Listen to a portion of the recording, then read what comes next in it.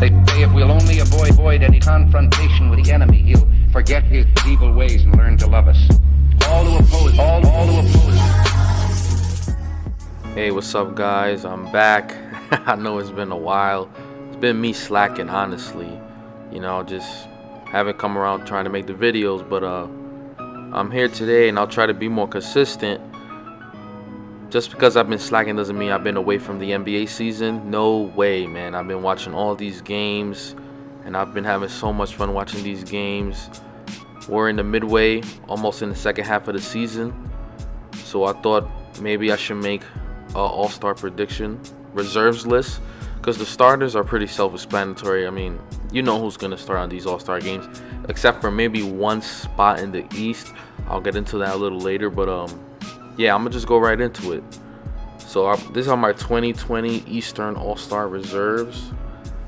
I don't got them in a specific order. I just got 8 spots, and I got spots maybe you guys would consider a snub. So I got Ben Simmons. He's averaging 16 points, 7 rebounds, and 8 assists a game with 2.2 steals a game. Now that is the most impressive stat to me in his season. He's averaging a career high in assists, a career high in rebounds, and a career high in steals. You can argue he's the best defender, the best perimeter defender this year. This dude will be first team all defensive team. Everyone's bashing him about the shooting, but he's doing everything else at his highest level he's ever been. So he's pretty much having the best season of his career so far.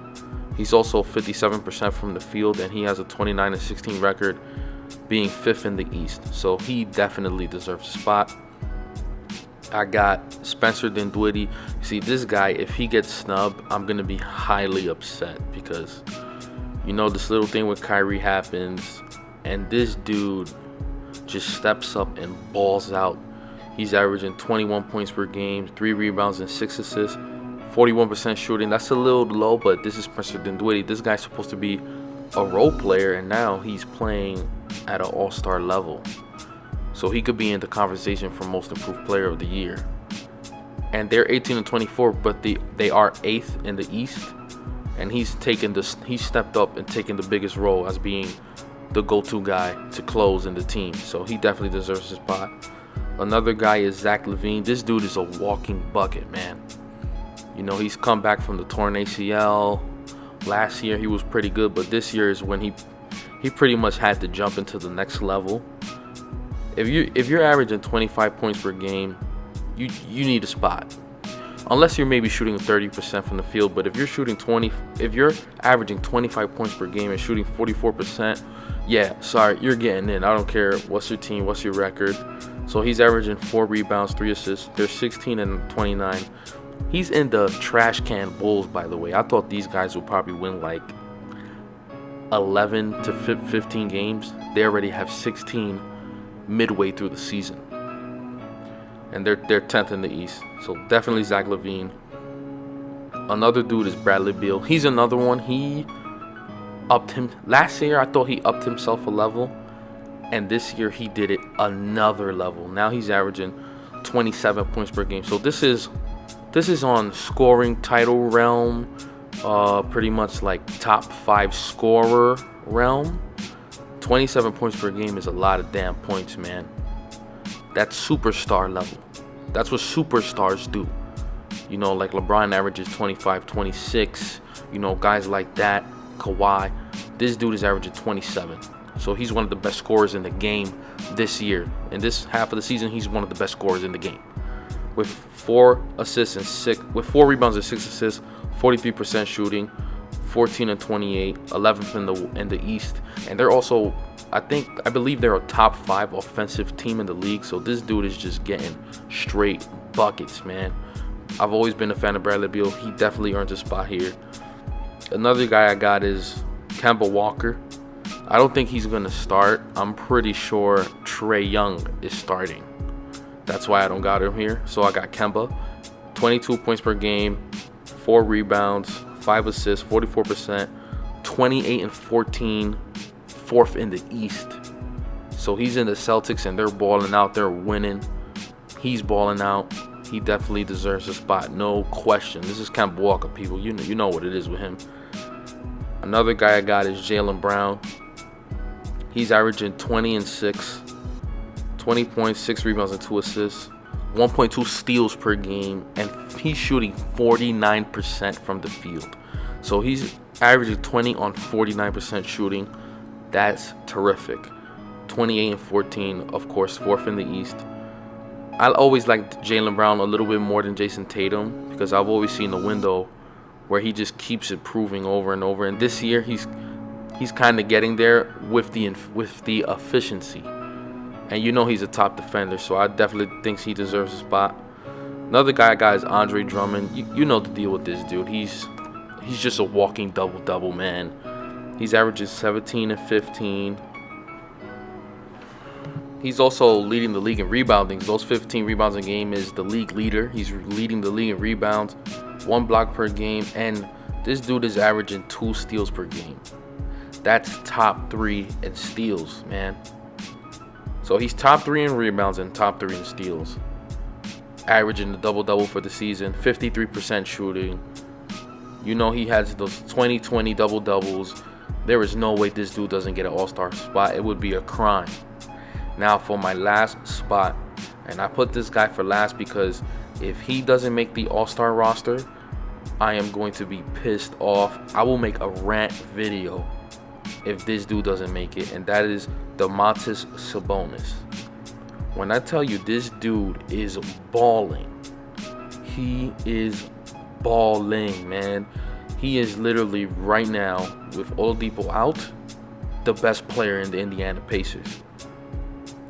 He is my front runner for most improved player. This dude is a problem. He's averaging 17 and 12 with 17 points per game, 12 rebounds per game, 4 assists, 53% shooting. Now, that's different from Drummond's 53%. And you know why? Because Sabonis spreads the floor. He's also a shooter. He's also a post player.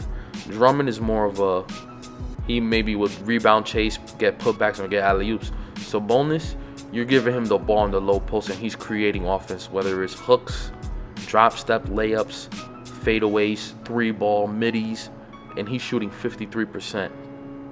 This dude is a problem, man. He's just destroying people, and he's playing, you know, it could be anybody. It could be Joel Embiid, it could be Drummond, it could be Capella, it could be anybody, man. He's just balling. This dude is a problem. He deserves this spot. They're 28 and 16, 6th in the East, so they're winning games. It's not going to waste. If he doesn't get an all-star spot, it would be a snub, man. NBA, please do not rob this man of an all-star spot. He deserves it.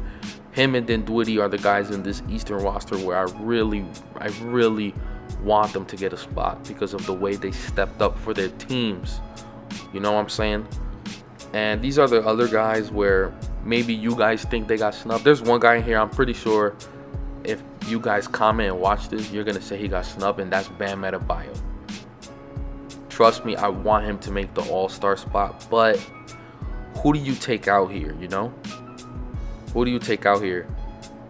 Maybe you guys will probably take out, I can't take out Drummond. Drummond is averaging what he's averaging, but better. There's no way I could take out Drummond. I can't take out Sabonis. You know what I'm saying? I would rather have Dinwiddie. Maybe Jaylen Brown, but still no, because maybe Jaylen Brown's averaging 20 on 49% shooting. But maybe you guys will have Bam Adebayo, and I'm okay with that. But on my list, I wouldn't have him. Other guys are Chris Middleton, Kyle Lowry, Malcolm Brogdon, and Jason Tatum. So that's the East. Those are my East 2020 Eastern All-Star reserves. Let me know what you guys think of that. Now let's go to the West. This is the hard part. You know, I'll go in with the easy part first. This is the West now. So again, in no specific order. So at first I got Donovan Mitchell. 24 points per game, 4 rebounds, 4 assists, 46% shooting, 30 and 13, third in the West. See, earlier I was real critical of him getting a spot because these guys started off so slow. Like, They looked terrible. They sucked. I was watching their games. I was highly disinterested. Then they signed Jordan Clarkson, and I guess it spread the floor more in a way it could work for the team. And these dudes started winning. And I can't ignore how Donovan Mitchell's been playing. And that, what is it, a 10-game winning streak. They won 12 of their last 13 or something like that. He just had like a 48-point game. I know it was in a loss, but it's still an amazing performance. So Donovan Mitchell, no question, deserves a spot here. Another guy I got here is DeMar DeRozan. Now, when I was gonna make this video earlier, maybe about 3 weeks ago, he was not even in my list. Then the Spurs started winning. In the month of December, going into this month, the Spurs started winning. They're starting to win games now, and DeMar DeRozan has been on a tear lately. I would say his last 10 games, he's really been balling out. He's averaging 22 a game, 5 rebounds, 5 assists on 53% shooting. 22 points per game on 53% shooting. That is highly impressive. They're 19 and 23. They're 9th in the West. So, San Antonio in the hunt for the playoffs. They're still there. I got Nikola Jokic. He's averaging 19 points, 10 rebounds, 6 assists, 51% shooting. And they're tied. They have the same record as the Utah Jazz, but they're second, 30 and 13. I believe they have a better division record, a conference record, I believe. He's the Joker, man. 19 to 10. Some people are saying his points went down, but that's because the team is balling, man. He's doing what the team needs to win. If they're 30 and 13, I'm taking it. I've seen some of their games though. They don't have impressive wins, but nonetheless, that's a playoff concern. That's not really a regular season all-star spot concern. So at the end of the day, they're 30 and 13.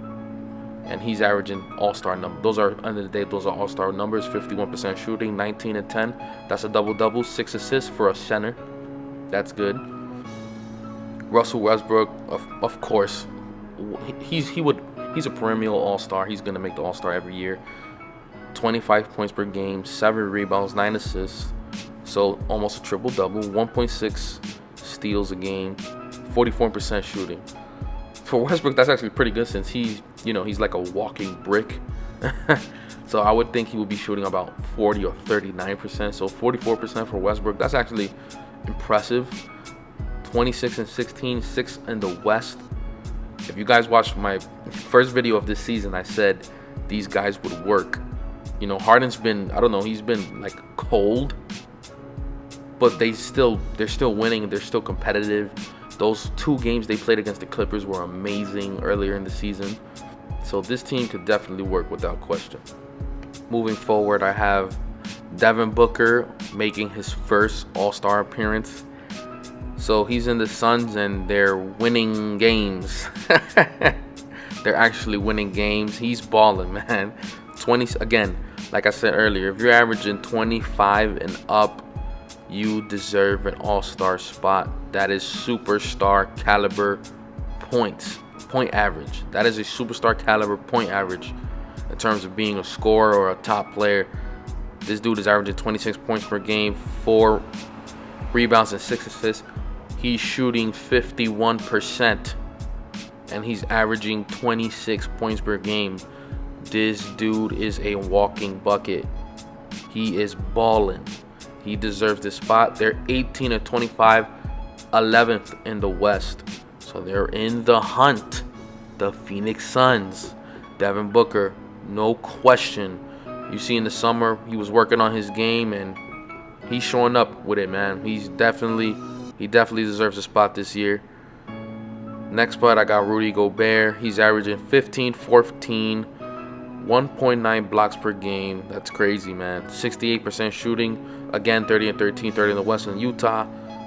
He's averaging a double-double. This is the reigning defensive player of the year. It's Rudy Gobert, man. I can't take him out this, man. He deserves a spot. They're winning. 15 and 14. That's a double-double. moving forward, Chris Paul, CP3, man. I'm gonna be honest with you guys. After I seen last year, I thought this dude was done. You know, he looked so hurt. He looked so bad. He just looked washed up, man. And look at CP3. He's right back. He's healthy, and these dudes they're one of the most fun teams to watch. If you guys don't have League Pass and if you got the free trial, I believe it's currently out. Just watch OKC. That team is so electrifying. They're so much fun. They play with so much hustle. They play with so much heart. Chris Paul literally just had a game 21 down against Houston. I think he had a 27-point half. He's balling, man. There's one thing about Chris Paul is that all his teams are competitive. The Hornets, the Hornets, New Orleans Hornets, the Clippers, the Rockets, this team OKC. No matter where he is, he brings the best out of his teammates. This is why they call him the point god. CP3, man, I'm so happy he's back. He just definitely deserves a spot. And I left this guy for last because I've always been a big fan of him. And if he doesn't get a spot, this would be a complete crime and complete snub. And also because he received a lot of criticism. And that's Brandon Ingram, man. This dude right here is like he came out this season with a message to just tell everyone, listen, I'm a baller. I get buckets. You know, and I'm here, man. You know, I'm the real deal. He's averaging 25 points per game, 7 rebounds, 3 assists, 49% shooting. He's putting the Pelicans back in the maps. They're 17-27. That's not far off. You know how the West is. From 12 to 8 is like 1-2 games. You know what I'm saying? So 25 points per game. That is a legit scorer. You're averaging 25 plus. You are a scorer. You know, you are a top 5, top 10 category scorer. And he is balling. He deserves an all-star spot. NBA, do not snub him. He deserves this spot. Brandon Ingram is balling, man. I love his game, the way he plays in a low post. He could run point. He could shoot. He expanded his game, by the way. He kind of got rid of his midi and started shooting threes. So now he can shoot threes. He kind of can shoot them well. So, you know, this guy definitely improved and he deserves a spot. Those are my 8 guys. Notable guys that I mentioned that maybe you thought probably got snubbed was Ja Morant. But the thing with the NBA is they don't really put rookies in the All-Star game. I think the only one maybe was Blake Griffin, but I think maybe not. I don't think they put rookies in the All-Star game, man. You got to be like amazing. Like you got to be the greatest rookie like ever if you're going to make it. Shai Gilgeous-Alexander, he's one. I'm pretty sure some people will comment that he got snubbed, but I can't put him over Chris Paul. I can't because of the assist numbers. You know, Andrew Wiggins, but he because maybe like a month ago I was like, okay, this guy is gonna make the All-Star team. Then he sorta slowed down, and DeRozan moved up. He was actually the one I had. I had Wiggins, and then DeRozan started going crazy, so I had to put DeRozan back in. Maybe Paul George, but Paul George started missing games now. You know, with his low management kind of thing, he started missing games. I don't think he'll get it. Karl-Anthony Towns missed a lot of games as well. And one more guy is Aldridge too, because he's balling out too. So those are maybe the guys that maybe you guys thought they would have got snubbed. Also, the one problem I was talking about, and it's going on the east side, the one guy I think that might make the All-Star team as a starter that shouldn't make it is Kyrie Irving. So I got Kemba there, but it might be Trae Young and Kemba because Kyrie starts, and that would mean someone's getting snubbed. I hope that doesn't happen. I hate when that happens. Like, Kyrie shouldn't be a starter, obviously. So hopefully he doesn't start. So these spots and the people that deserve it gets the spot. But besides that, that's my video, guys. You know, again, this NBA season is so much fun. I'm constantly watching games that I miss. I just watch them back because I got League Pass. It's just so much fun. It's so competitive. Even the bottom half teams are competitive. I can't wait for the All-Star. I can't wait for the second half of the season. I'll probably make another video just based on who I think is maybe the top teams, who are the top threats going into the second half of the season. But until then, stay tuned. If you guys watch the video, thank you so much. Peace out.